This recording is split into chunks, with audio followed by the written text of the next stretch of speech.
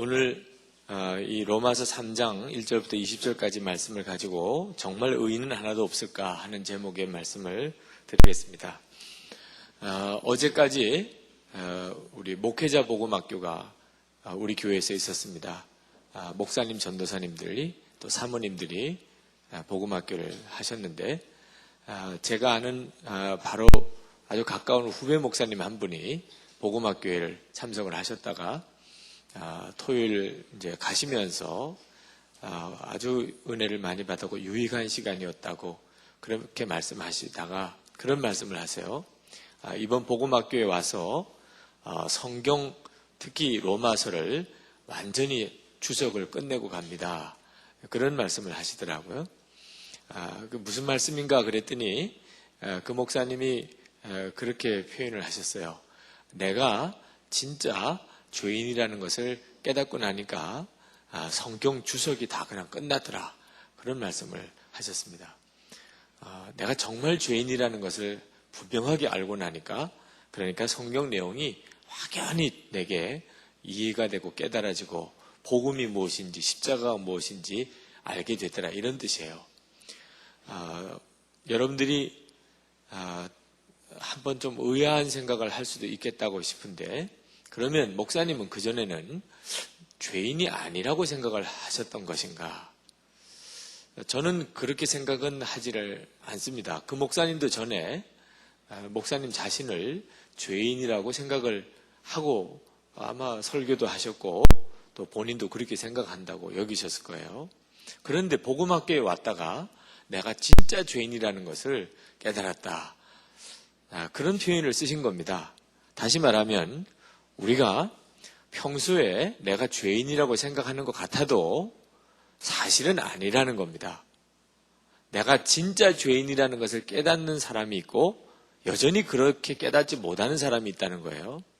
오늘 여러분들이 죄인이냐 아니냐 이렇게 물으면 아마 여기 있는 분 중에 아마 어떤 사람은 나는 죄인이라는 걸 인정하지 못합니다. 이런 분도 혹 있으실 거예요. 오늘 교회 오신 이유가 정말 예수님 내가 구주로 영접해서 오신 분도 계시겠고 아직은 그런 단계가 아니지만 혹시 좀 한번 교회가 어떤 곳인지 알고 싶어서 온 사람도 있겠고 또 어떤 사람은 내심으로 좀 이 성경에 대해서 복음에 대해서 좀 어떤 반박하고 싶은 마음 때문에 온 사람도 있을 거예요. 그런 몇 사람을 빼고는 나 죄인이죠. 전도를 나가보면 예수를 안 믿는 사람들 중에도 죄인입니다 하고 이렇게 자기를 인정하는 분들도 있어요. 그런 거 보면 대부분이 다 자기를 죄인이라고 생각을 하고 있다고 이렇게 결론을 내릴 수가 있죠. 근데 실제로 정말 그렇게 생각하는가? 그렇지는 않다는 겁니다. 내가 죄인인가? 아닌가? 여러분은 여러분 자신이 여러분을 어떻게 생각하는지 한번 스스로 점검을 한번 해보세요. 나는 내가 진짜 죄인이라고 생각하는가? 만약에 여러분이 정말 여러분 자신이 정말 죄인이라고 생각을 한다면 그렇다면 다른 사람이 무슨 죄를 지을 때 잘못할 때 벌써 반응이 다릅니다. 그렇지. 나도 저런 사람이지. 그래서 그 사람을 내가 정죄하고 판단하려고 하는 마음이 있기보다는 그래 나는 저보다도 더한 죄인인 걸 뭐 이렇게 가요. 그러니까 누구를 비난하고 판단을 하지를 못합니다. 내가 죄인이라는 걸 진짜 깨달았기 때문이죠. 근데 누가 뭘 잘못하면 금방 화가 나요. 어떻게 저럴 수가 있나 그렇게 이야기를 하고 그런 사람은 사실은 자기는 내면에 나는 저런 사람 같지 않다 하고 생각을 하고 있는 겁니다.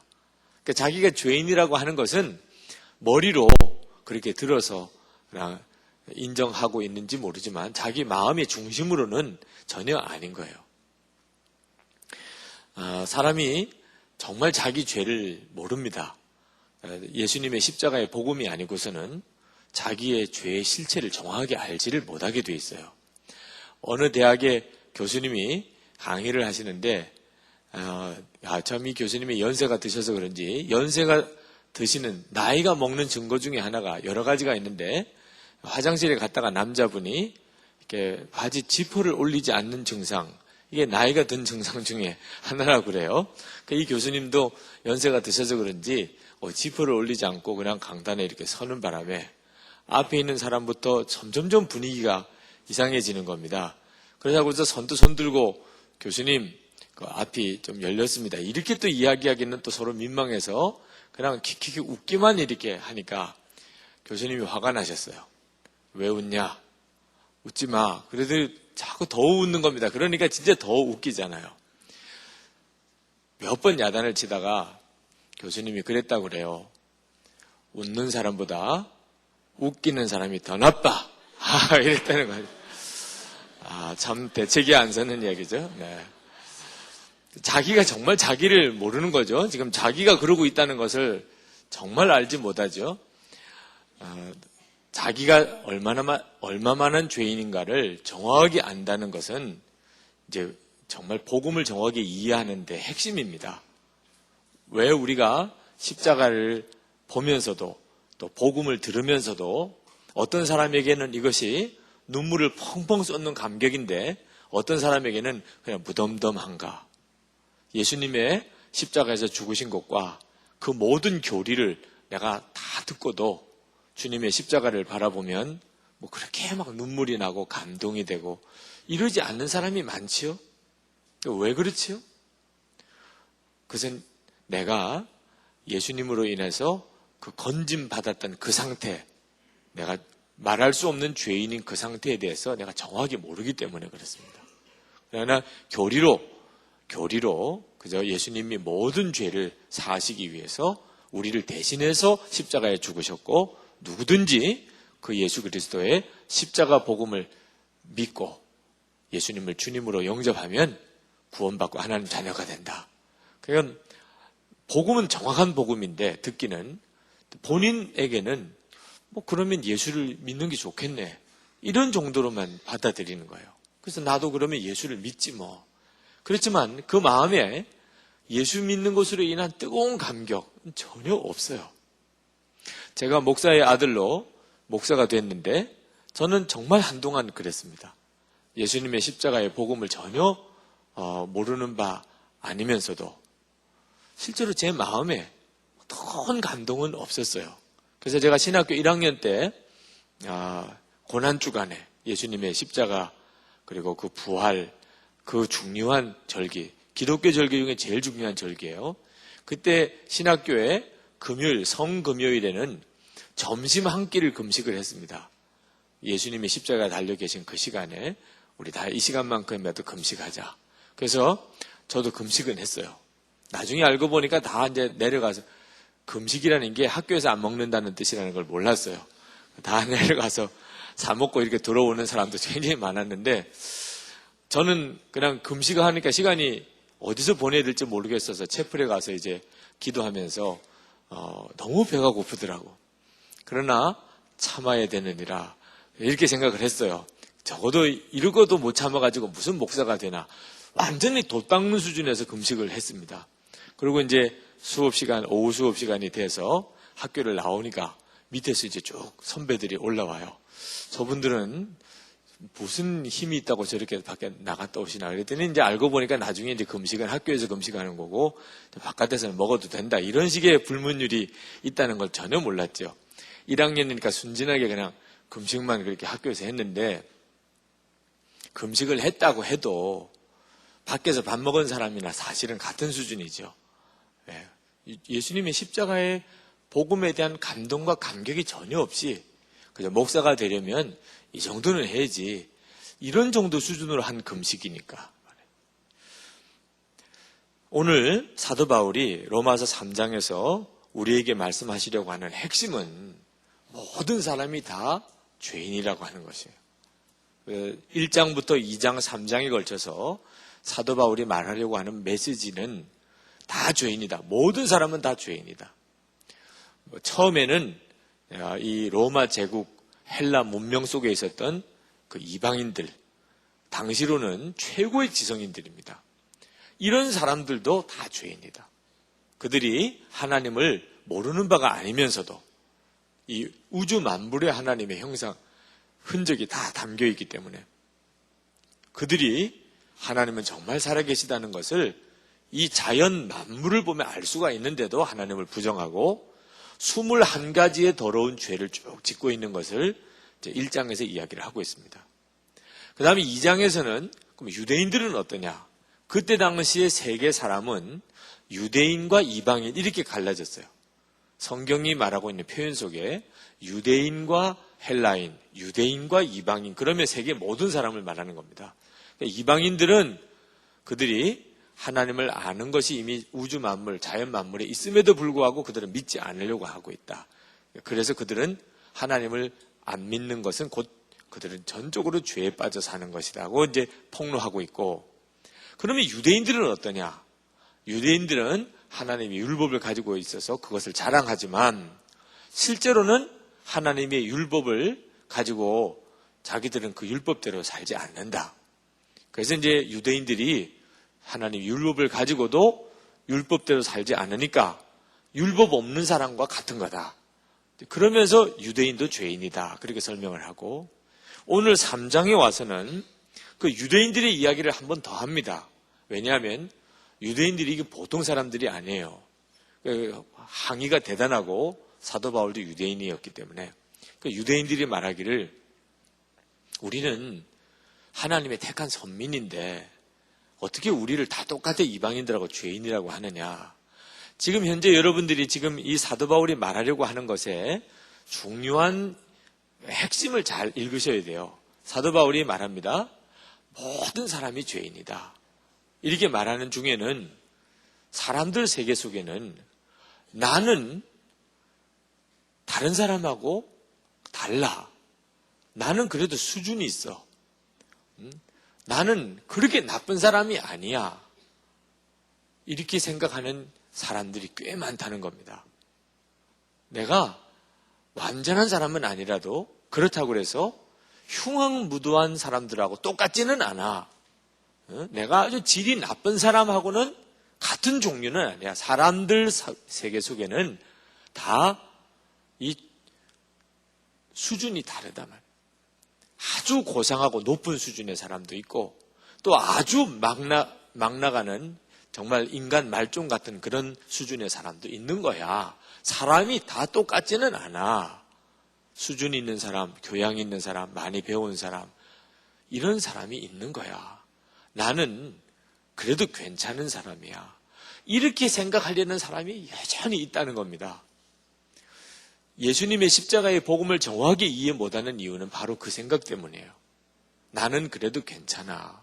그래서 사람들 따라서 헬라인들은 우리가 그래도 철학자인데, 그래도 내가 다른 사람을 가르치는 사람인데, 미개인들하고는 다르지.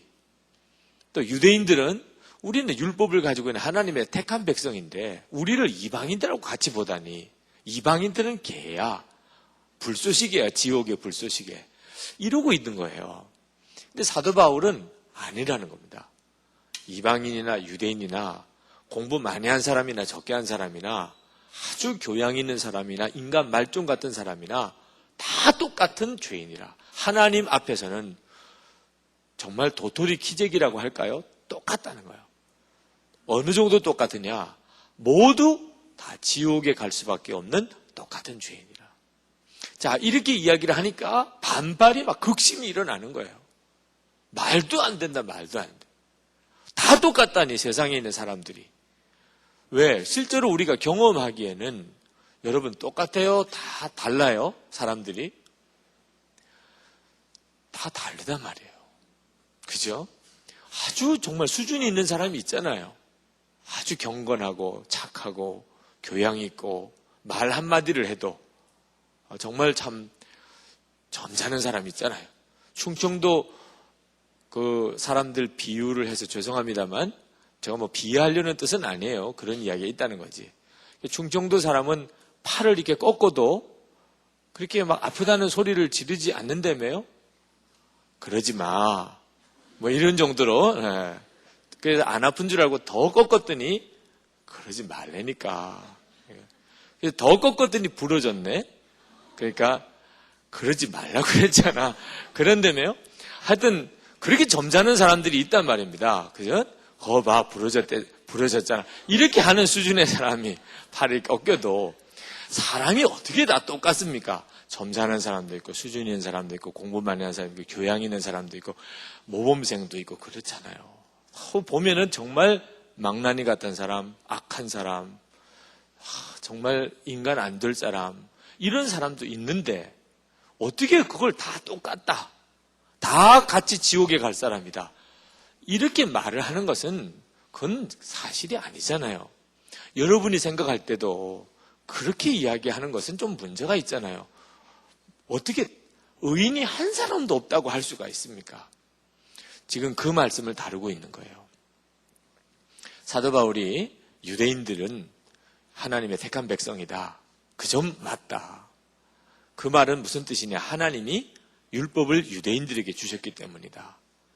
그러나 율법을 받았다고 해서 그 사람이 죄인이 아니냐? 그 말은 아니다. 율법을 받았다고 해서 죄인이 아니냐? 율법은 받았지만 죄인은 마찬가지로 죄인이다. 왜? 율법을 받은 사람이 더 율법을 어기는 일을 보지 않느냐? 유대인들은 자기들은 선민이라고 하지만 하나님의 눈에 보기에는 더 나빠.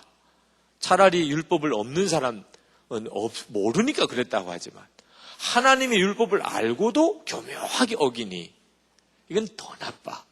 더 나쁘다. 그러면 유대인들이 또 그렇게 질문을 해요. 그럼 만약에 하나님이 택한 유대인들이 믿지 않아서 하나님이 죄인으로 같이 취급을 한다면 그러면 그런 유대인들을 택한 하나님은 잘했냐 말이에요.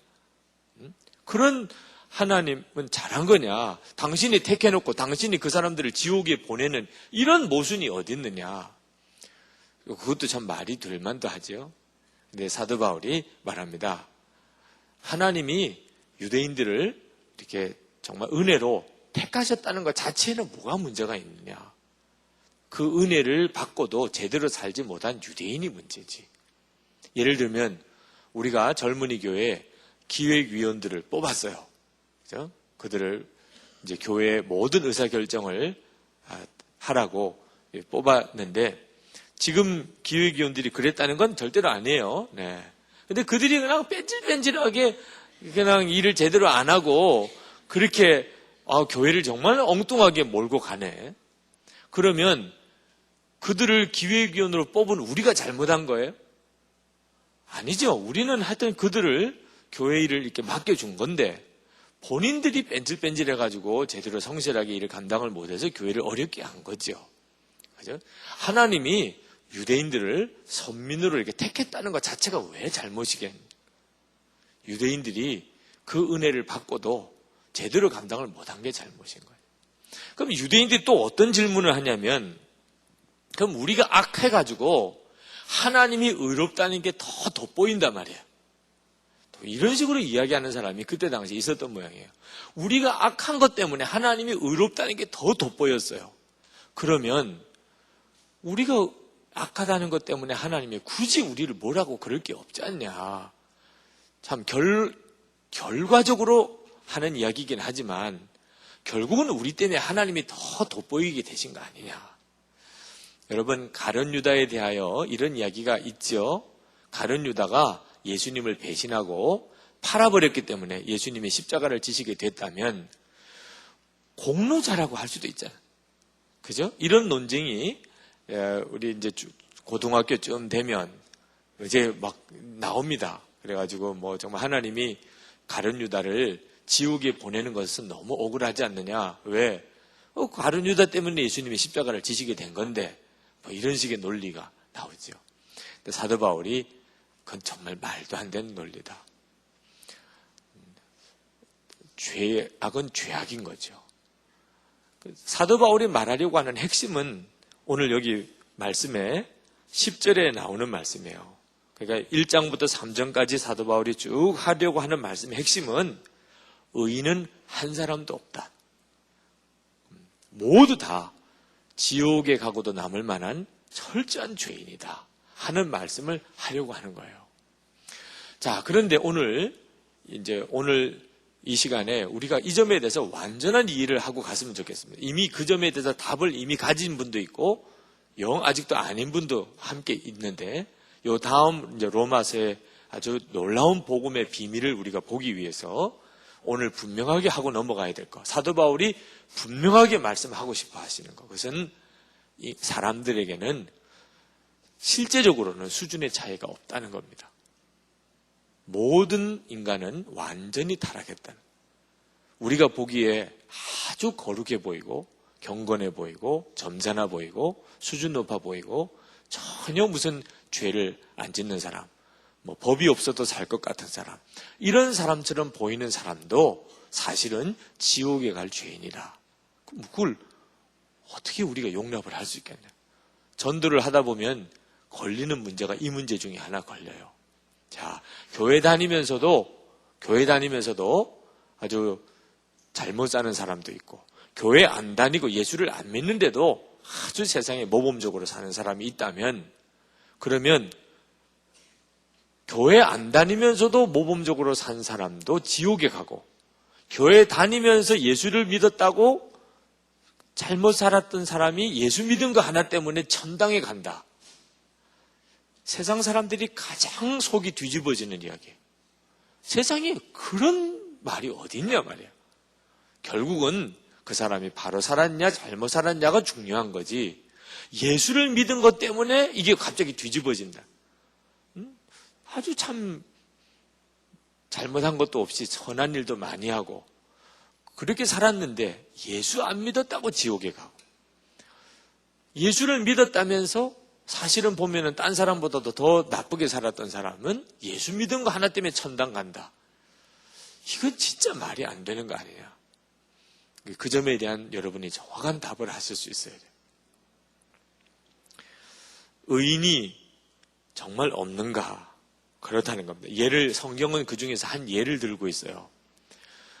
누가복음 18장에 부자 관원이, 그가 평생 율법을 어긴 적이 없었고, 그리고 영생에 대한 갈망을 가지고 있었어요. 대단한 사람입니다.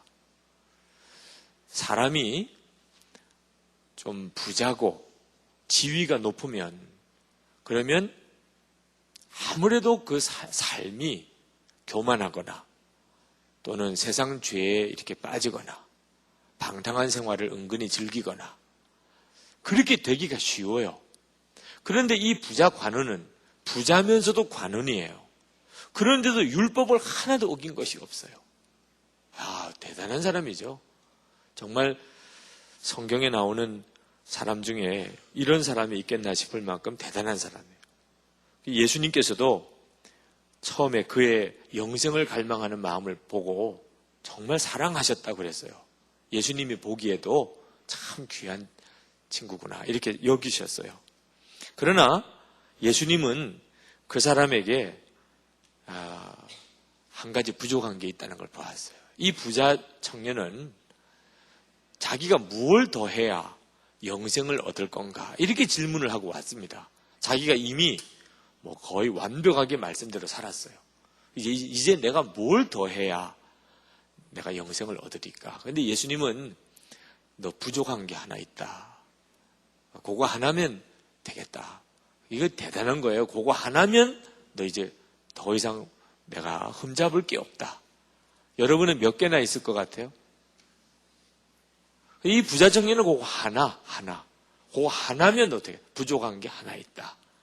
참 진짜 대단한 수준이에요. 부족한 게 하나밖에 없는 사람. 근데 그거 뭐냐? 너가 재물을 다 나눠주고 그리고 나를 따르라.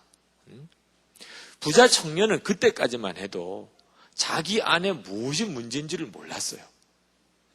예수님이 그 말씀하실 때까지만. 자기는 부자요 관원이고 그리고 율법을 철저히 지키고 영생에 대한 사모하는 마음을 가지고 있었어요.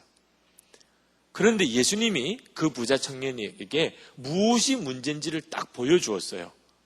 너가 가지고 있는 재산을 다 가난한 사람에게 나눠주고 그리고 나를 따르라.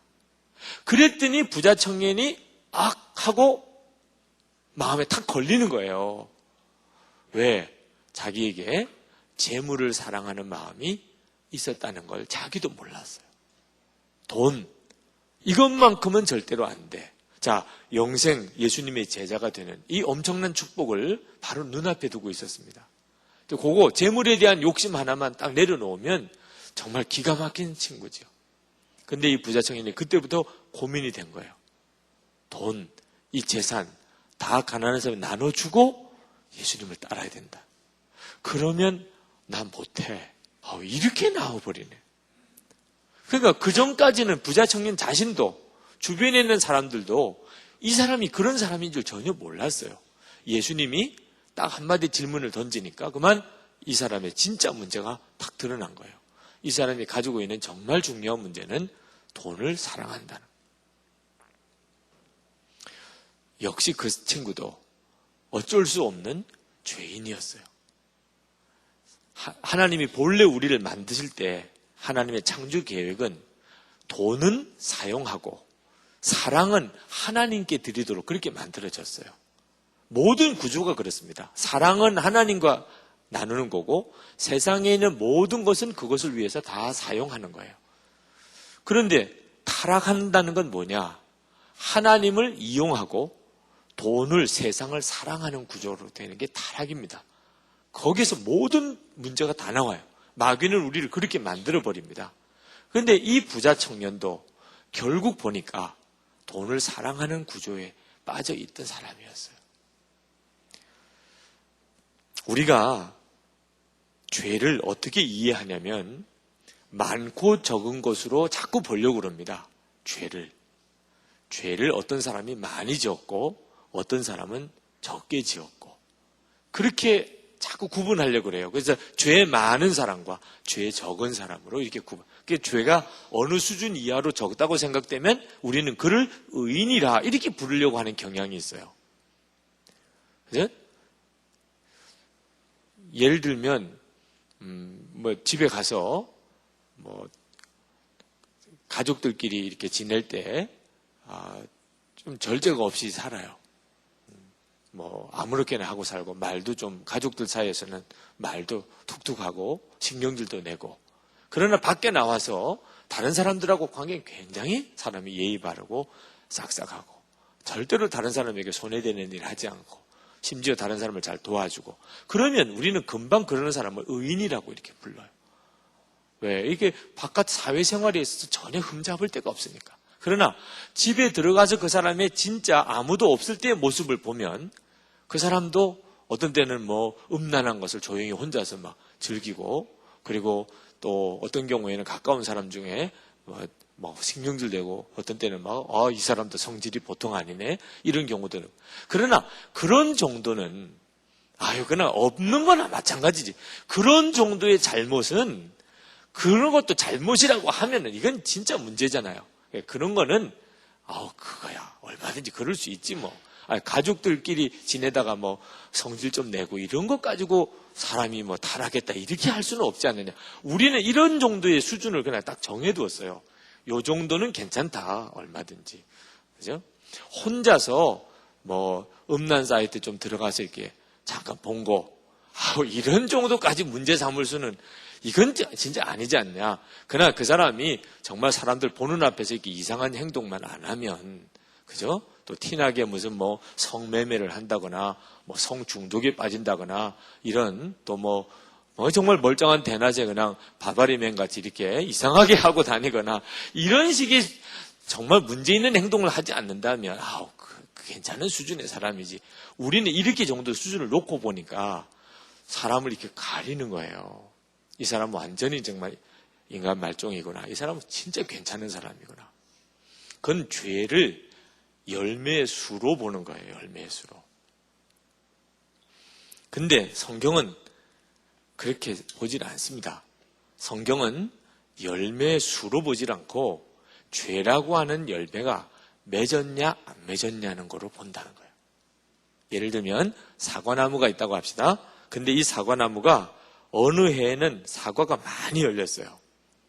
그날 그 해에는 태풍도 안 오고 또 사과 처음에 이게 꽃이 피고 할 때 날씨도 좋아서 아주 사과가 많이 맺혔어요. 근데 또 어느 해에는 거의 사과가 열리질 않았어요. 꽃 피고 수정할 때 날씨가 너무 안 좋았던 데다가 또 태풍도 또 얼마나 많이 부는지 병충해도 얼마나 많은지 하여튼 가을에 사과 딸 때쯤 보니까 거의 사과가 없어요. 자, 분명히 사과가 많이 열린 거하고 사과가 거의 열리지 않은 거하고 차이가 있지요. 그러나 사과나무라는 데 있어서는 차이가 있습니까? 없어요. 사과나무라는 데서는 똑같아요.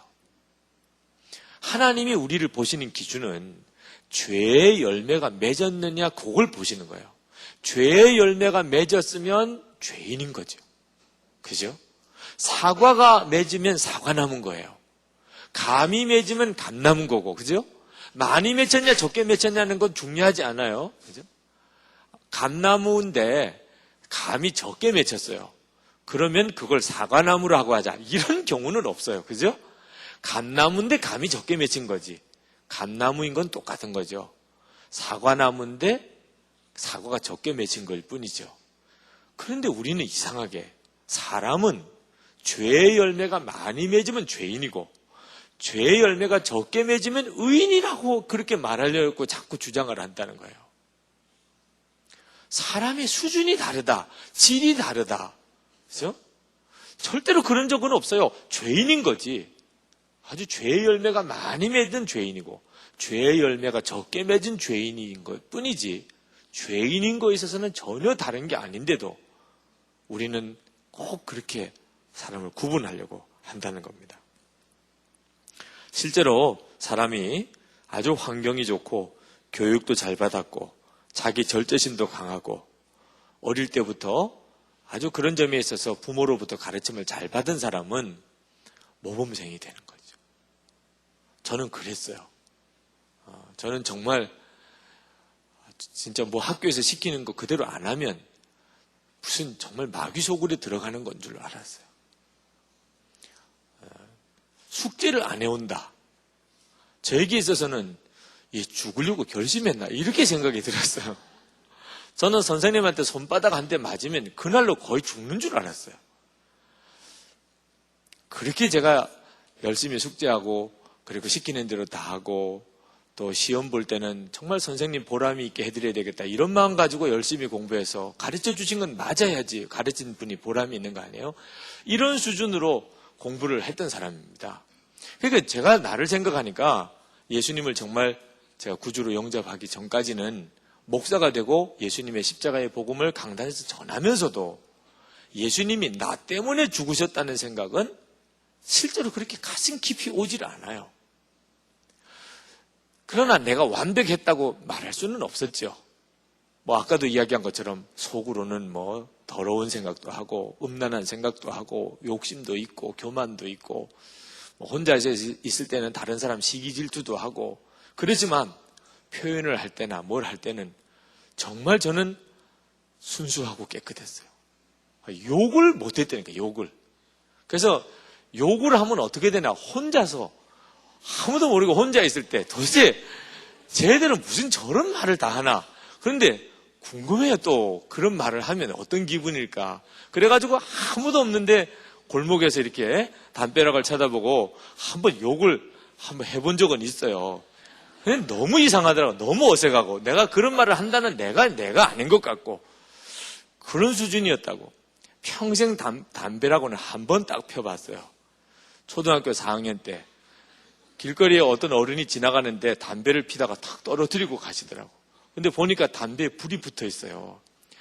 진짜 궁금하더라고. 도대체 담배가 뭐길래 어른들은 저렇게 피나. 그래가지고 그걸 집어들고 도대체 담배가 도대체 뭐 어떤 게 흉내를 내보려고 입술에 이렇게 갖다 대려고 하는데 이놈아! 그러는 거예요.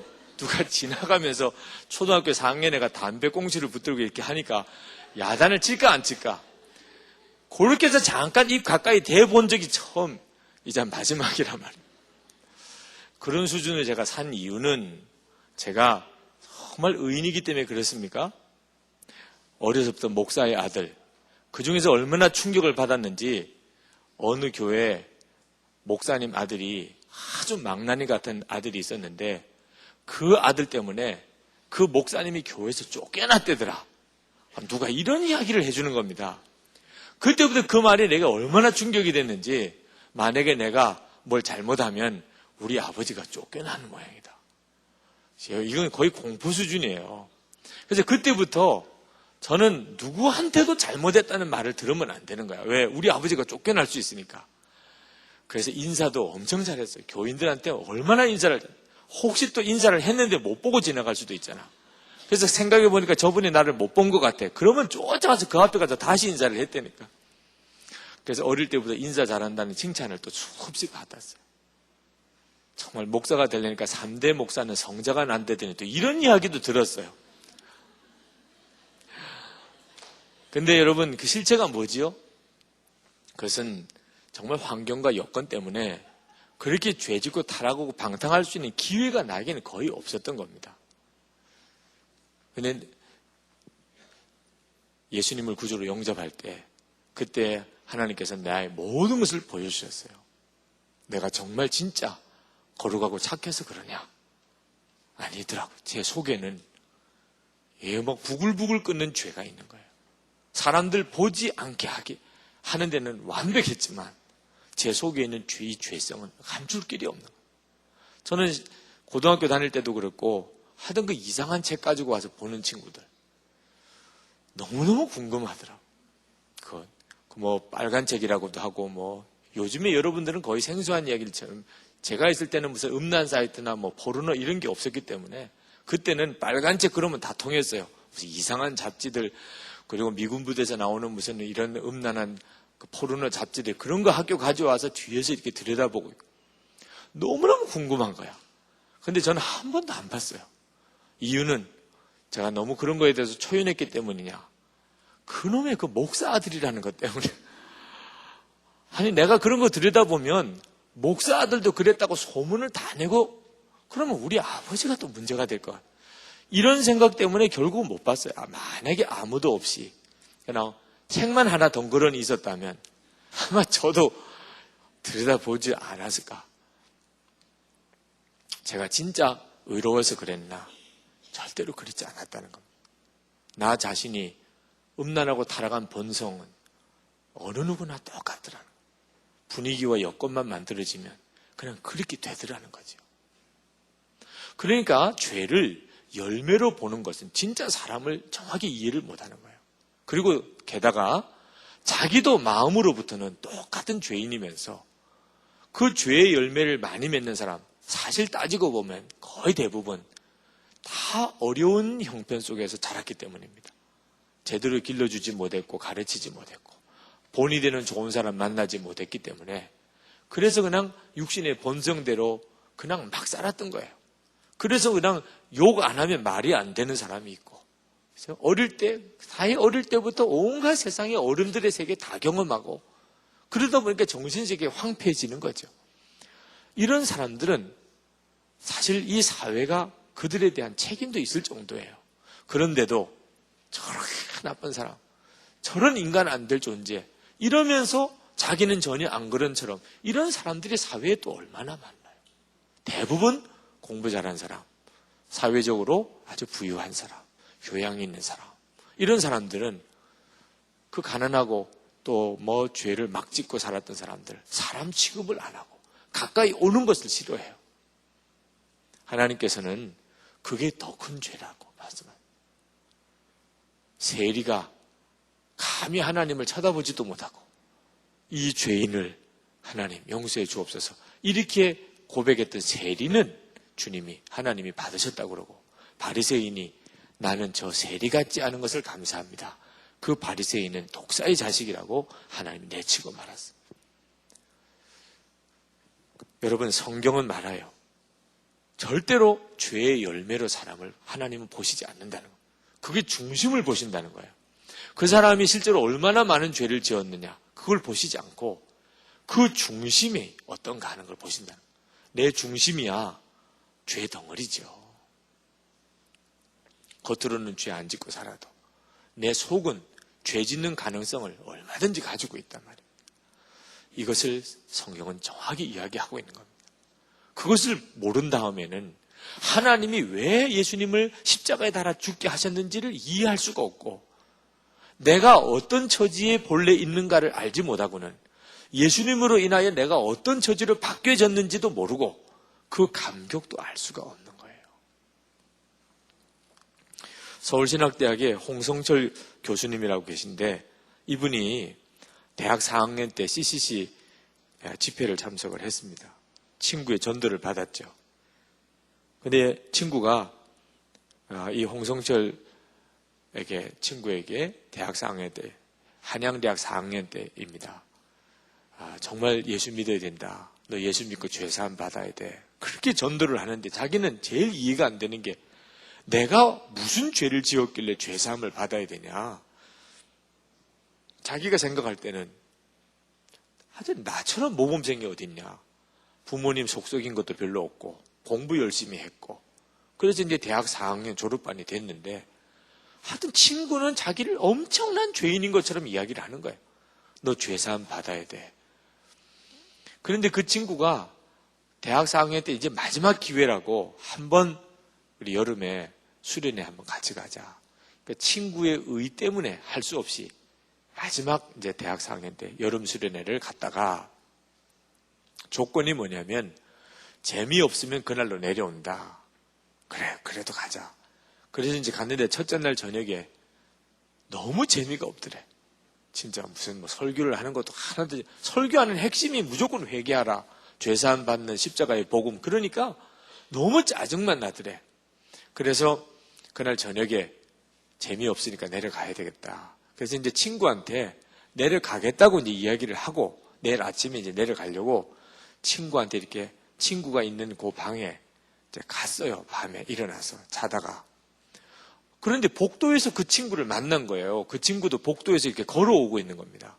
너 안 자고 웬일이야? 나 너 만나려고 가는 거야. 나도 너 만나려고 가는데. 그래서 이 친구가 홍성철이라는 사람이 나 진짜 재미없다. 재미없으면 내려가도 좋다고 그랬잖아. 나 내일 아침에 내려갈래. 그랬더니 그 친구가 꼭 전도하는 그 친구가 그 친구는 그 친구대로 홍성철이라는 친구를 다들 전도해서 예수를 믿게 하고 싶은데 첫째 날 저녁에 뒤에서 아무리 봐도 영 정말 재미없어 하는 거예요. 저러다가 내려가겠다고 할 것 같아. 자, 이게 며칠만 좀 있어주면 될 것 같은데. 그래서 이제 오늘 저녁에 그 친구를 위해서 기도라도 해주고 와야 되겠다. 이렇게 생각하고 이제 오다가 만난 거예요. 가겠다는 친구를. 아니나 다를까 내려가겠다는 겁니다. 그랬더니 자기를 전도하는 친구가 손을 딱 잡더래요. 그러면서 성철아. 그러면서 그냥 눈물을 쭉 흘리더라는 겁니다. 너무 짜증나더래. 참. 울기는 왜 우냐 말이야, 울기는. 아니, 정말, 남자가 그것도, 정말, 뭐라고 해야 될지를 모르겠더래. 그냥 손을 잡고 그래, 우는데. 그래가지고, 울지 마! 안 내려가면 되잖아. 왜 우냐, 또, 울기는. 이렇게 이야기를 하고는, 방에 돌아와서 앉는데, 진짜 이게 내 팔자야. 아이고, 내 팔자. 이런 말이 나오더래.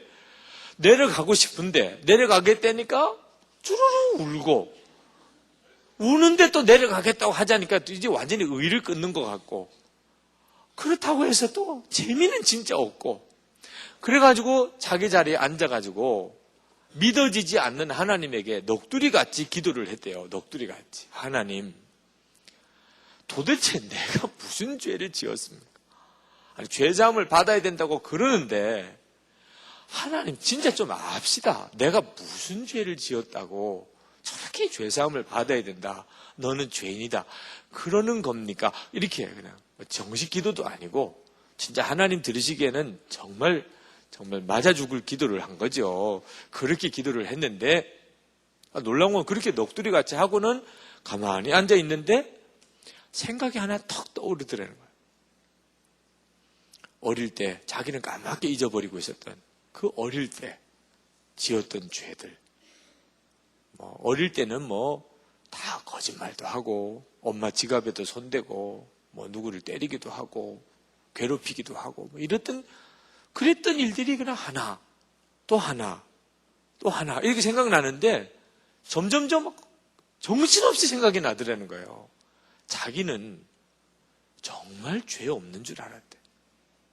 근데 가만히 보니까 자기도 너무너무 못됐더래. 자기 속에 거짓말하고 속이고 그리고 정말 음란하고 구체적으로 막 드러나게 죄를 짓지 않은 것뿐이지 자기 속에 너무너무 죄가 많더라는 거예요. 그날. 그래서 이분이 그냥 그 자리에서 무릎을 꿇었대요. 하나님, 제가 정말 죄인이군요.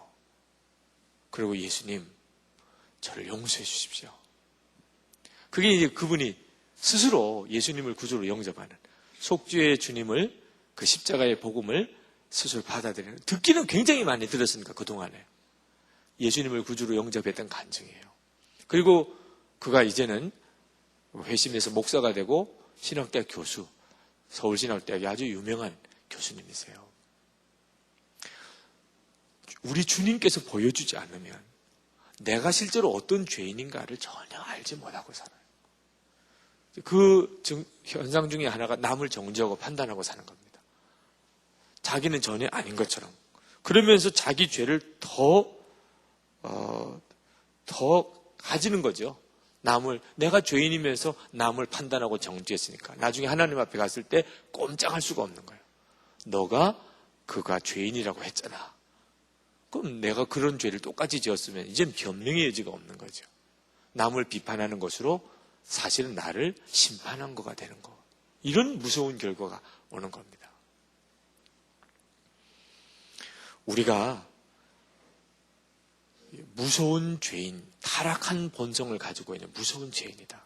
지금은 내 주변의 환경 여건이 나를 어느 정도 지켜주고 있어서 그렇지. 만약에 내가 정말 고삐 풀린 망아지처럼 무슨 통제된 거 없이 그렇게 들어갔다면 나는 얼마나 무서워질까? 진짜 무서운 거예요. 나는 얼마나 무서울까? 무서운 존재인가? 히틀러가 유대인 600만 명을 죽이고 전 세계를 전쟁의 도가니로 몰아넣었던 그 히틀러. 그렇게 여건이 딱 만들어지니까 그가 그런 무서운 일을 한 겁니다. 김정일이라고 다르겠습니까? 사실은 인간 본성으로 따지면 똑같은 거죠. 그런데 김정일의 그 여건과 환경이 그를 그렇게 무섭게 만들어가는 거죠. 본성상 우리와 다를까요? 죄가 있다는 것 자체, 내가 원래 내 본성이 죄인이라는 것이 문제인 거죠. 끊임없이 죄는 나오게 돼 있어요. 숨기고 가리고 열매를 회개하고 그러면 해결됩니까? 끊임없이 또 죄가 나오는 거예요. 여러분이 여러분 자신을 정확하게 지금 보세요. 여러분이 죄인이기 때문에 죄의 열매가 나오고 있는 거예요. 여러분 병원에 가서 건강진단을 받았는데 결과가 에이즈 양성 반응이 나왔다고 합시다. 에이즈에 감염이 돼버렸어요. 수혈을 해서 그랬는지 어떻게 했는지. 기가 막힌 일이죠. 에이즈 감염이 되고. 지금은 아무 다른 증상이 없어요. 그래서 괜찮습니까? 에이즈 감염되면 한 10년 정도 잠복기를 가지고 그러다가 그 뒤부터는 면역성을 다 잃어버리고 그냥 조그만 병으로도 그냥 어처구니 없이 죽어버리는 그런 무서운 병, 치료약이 개발이 안 된 그 무서운 병. 근데 내가 지금 에이즈에 감염이 됐다고 혈액 검사를 하니까 나왔어. 겉으로는 아무 증상이 없는데 그러면 증상이 없다고 괜찮습니까? 에이즈에 감염됐다는 것을 아는 즉시 나는 정말 하늘이 노래지는 거예요. 이건 정말 끝난 인생이 되어버리는 거예요. 그 절망감, 그 좌절감 말할 수가 없는 거예요. 에이즈 말기 환자나 이제 에이즈에 감염된 초기나 사실 똑같은 거잖아요. 말기 환자는 심각한 사람이고 이제 에이즈 막 감염된 사람은 괜찮고 그렇습니까? 절대로 그렇지 않잖아요. 우리는 다 영적으로 에이즈 감염자와 똑같아요. 죄인이라는 겁니다. 이 죄는 내 자아와 그대로 하나가 되어 있어요. 그래서 우리는 생각하는 게 죄고 말하는 게 죄고 우리는 그냥 혼자 있으면 스스로가 무섭다고 느껴질 정도로 그런 존재가 돼 있단 말이에요. 20절 말씀에 말하기를 그러므로 율법의 행위로는 하나님 앞에서 의롭다고 인정받을 사람이 아무도 없습니다. 율법으로는 죄를 인식할 뿐입니다. 율법을 가지고 있는 게 무슨 특별한 특권이냐? 아니에요. 율법은 죄를 깨닫게 해주는 역할만 할 뿐이에요. 한 사람도 의인이 없다. 여러분이 오늘 이 시간에 정말 분명하게 붙잡아야 될 영적인 진리입니다. 나는 타락한 본성으로는 너무너무 무서운 사람이에요. 여러분이 만약에 뉴스에 무서운 죄를 지은 사람들을 본다면 바로 여러분도 그럴 가능성을 다 가지고 있는 사람. 그 사람을 뭐라고 그럴 자격이 없어요. 내가 그럴 수 있는 환경에 들어가면 나도 그 이상을 할 수 있는 사람이에요. 실제로 교도소 안에 들어가서 끔찍한 죄를 지은 사람 만나보면 이상하게 그렇게 착하다 그래요. 어떤 사람은 그곳에서도 정말 무서운 사람도 있지만 대부분은 그렇게 선량한 사람일 수 없다는 거예요. 도무지 이런 죄를 지었다고는 믿어지지 않는 사람. 그래서 무엇을 말하죠? 여기 바깥에 나와서 이렇게 살고 있는 나도 어떤 순간에 그렇게 교도소에 들어가는 일이 일어날지 모른다는 겁니다. 사도 바울이 나는 죄 덩어리다. 오라 나는 공고한 사람이라다. 이 사망의 몸에서 누가 나를 건져내랴. 유대인 중에 유대인이었던 사도 바울의 고백이에요. 그가 정확하게 예수님의 십자가의 복음으로 자기 자신을 보고 나니까 자기는 너무나 무서운 사람이에요. 지금 현재 우리에게 있어서 소망이 있다면 하나님의 은혜가 있으면 혹시 있을까? 우리 자신에게는 전혀 소망이 없어요. 이런 모습을 가지고 결혼하면 잘 살까요? 결혼에 대한 환상을 깨세요. 차라리 혼자 사는 게 훨씬 낫습니다. 남 괴롭히지 말고 혼자서 자기 혼자서 지지고 볶다가 그렇게 죽는 게 그래도 그 사랑하는 사람을 도와주는 거예요. 이게 진실이에요. 결혼해서 내가 상대방을 행복하게 해주겠다. 정말 행복하게는 안 해줘도 됐는데 불행하게는 안 해주면 좋겠다. 그게 사실이라니까. 결혼할 때는 다 환상에 사로잡혀 결혼해요. 자기가 죄 덩어리라는 걸 모르면 끊임없이 꿈을 꿔요. 근데 환상이 언제 깨지냐? 신혼여행 가서 깨진다는 거예요. 신혼여행 가서. 여러분, 우리가 우리 자신의 진짜 모습을 볼 필요가 있어요. 그러나 그것 때문에 또 너무 좌절하지 말 것은 하나님께서 그런 우리에게 십자가에 놀라운 복음을 주셨다는 사실. 우리가 거기서만 끝나면 진짜 비참한 거지요. 정말 지옥 갈 수밖에 없는 게 우리의 인생 결론이에요. 하나님 앞에 가서는 우리의 속이 다 드러나 버리니까 겉으로는 수준 높은 사람 그렇게 살았다가 하나님 앞에 가면 더 가증하게 드러나 버리니까 아주 지옥의 맨 밑바닥에 들어갈 처지가 되는 거죠. 그러나 하나님은 은혜로우시고 참으로 좋으신 하나님. 그런 우리를 어떻게 또 바꾸셨는지 다음 시간에 하십시다. 그렇죠? 그런 우리를, 이런 절망적인 우리를 하나님께서 십자가를 통하여 어떻게 바꾸셨는지 궁금하지 않습니까? 그 놀라운 비밀, 사도 바울이 계속해서 로마서에서 그걸 말씀해 주고 있어요. 자, 이 시간에 우리 하나님 앞에 기도합시다. 하나님, 제가 저 자신에 대하여 정확하게 보고 그리고 하나님의 정말 은혜를 구합니다. 하나님, 제가 스스로를 속이는 자가 되지 않기를 원합니다. 아버지 하나님, 주님의 말씀의 빛에, 주님 십자가 복음의 빛에 나를 비춰보아 주시옵소서. 끊임없이 다른 사람을 정죄하고 판단하고 미워했던 것에 대해서 하나님, 제가 주님 앞에 회개합니다. 나는 그 이상이면서도 진짜 무서운 존재면서도 하나님, 정말 제가 무섭습니다. 이 자아, 이 본성, 다른 사람은 전혀 알지 못하는 나만 알고 있는 이 무서운 나 자신, 하나님 앞에 솔직히 고백합니다. 아무리 애써도 안 되고 아무리 노력해도 안 되는 이 무서운 이 죄성을 주님 앞에 고백합니다. 그러나 하나님은 이런 나를 놀라운 은혜의 세계로 불러주신 것에 대해서 감사합니다. 주님, 정말 예수님을 붙잡습니다. 십자가를 붙잡습니다. 구원의 복음을 분명히 깨닫게 해 주옵소서. 기도합시다.